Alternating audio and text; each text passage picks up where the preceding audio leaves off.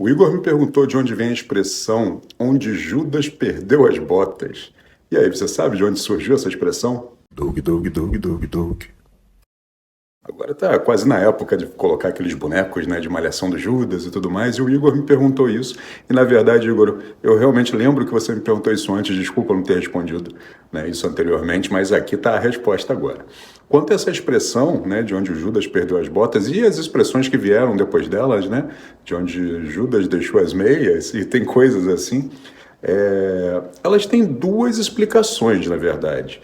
Porque, em primeiro lugar, a gente precisa entender que em local nenhum na Bíblia fala que Judas usava botas. Nenhum santo, né, usava botas. E nenhum discípulo, na verdade, né, porque Judas não chegou a ser santificado, por motivos óbvios. Mas eles não usavam botas. Na verdade, muitos andavam descalços. Então isso não faria muito sentido. E aí vem a primeira teoria, que diz que, na verdade, quando Judas traiu Jesus, né, e recebeu aquelas 30 moedas, ele teria colocado essas 30 moedas dentro de uma bota e escondido essa bota. Só que depois ele não encontrou mais e por isso ele perdeu as botas, né? Então, o lugar desconhecido é onde Judas perdeu as botas, porque dentro dessa bota estariam as 30 moedas, né, de ouro.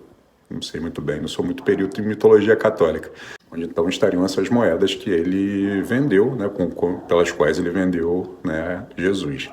Mas essa história não faz muito sentido, porque na própria Bíblia diz que Judas teria se arrependido, né, depois disso e devolvido essas moedas. Então, essa versão de ter guardado as moedas numa bota, embora fizesse até sentido, né, escondido e perdido a localização, já foi por água abaixo.